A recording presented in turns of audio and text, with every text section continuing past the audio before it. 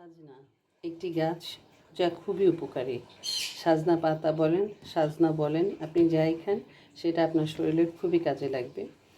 আর এই সাজনাটা আমাদের কম বেশি সবারই খুব প্রিয় জিনিস। আমরা সাজনাকে নানাভাবে খেয়ে থাকি। সাজনাকে শুটকি দিয়ে খাই, সাজনাকে মাছ দিয়ে খাই, সাজনাকে সরিষা দিয়ে খাই, নানাভাবে এই সাজনাকে রান্না করা যায়। তো আজকে আপনাদের সাথে আমি যে রেসিপিটা শেয়ার করব সেটা হচ্ছে সাজনা দিয়ে ডাল দিয়ে। তো সাজনা ডাল দিয়ে রান্নার জন্য সবাইকে সাজনাকে আগে কেটে নিতে হবে। তো আমি এভাবে সুন্দর করে সাজনাটা কেটে নিয়েছি। আর তারপরে সেটা হচ্ছে এই যে সুন্দর করে আমি ডালটাকে ধুয়ে নিয়েছি। ডালটাকে ধুয়ে এখন সুন্দর করে সিদ্ধ বসিয়ে দিব। ডাল আমার দুই রকমের দেখবেন, আমি মুগ ডাল এবং মসুর ডাল দুইটা একসাথে মিলিয়ে নিয়েছি।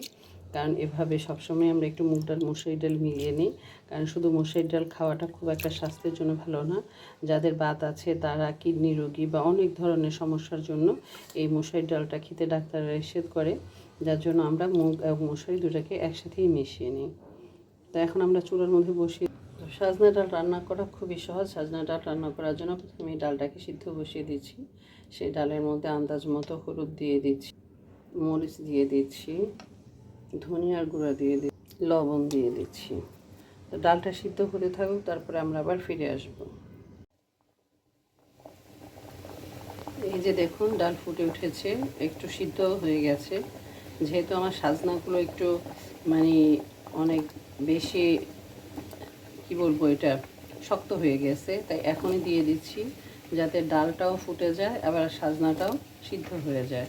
না হলে কিন্তু সিদ্ধ ভালো মতো না হলে খাওয়া যাবে না। যদি সাজনাটা আরেকটু কচি থাকতো তাহলে আপনারা ডালটা আরেকটু ফুটলে তারপরে দিতে পারতেন। তো এবার সাজনার ডাটা সিদ্ধ হয়ে যায়, তারপরে আমরা এটাকে তেলে দিতে চলে আসবো।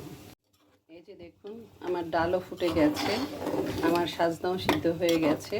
এখন আমি এটাকে সুন্দর করে রসুন দিয়ে বাগার দিয়ে দিব, তেলে দিয়ে দিব। তো বাগার দেওয়ার জন্য আমি চুলার মধ্যে অলরেডি কড়াই বসিয়ে দিয়েছি পাশের চুলায়। এই যে তেল দিয়ে দিয়েছি। এখন এর মধ্যে আমি পেঁয়াজ আর রসুন দিয়ে দিব।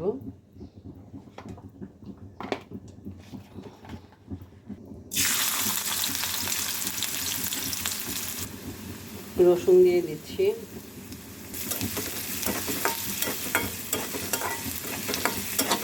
রসুনটাকে আমি সুন্দর করে ছাঁচনির মধ্যে ছেঁচে নিয়েছি, কেটে নিয়ে। এই তো পেঁয়াজ আর রসুন লাল লাল হয়ে গেছে। এখন এটা আমি ডালের মধ্যে দিয়ে দিব।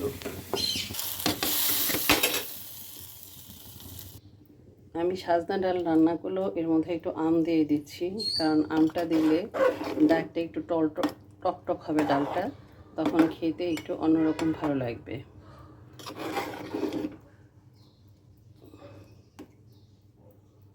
এইভাবে আপনারা রান্না করে খেয়ে দেখবেন।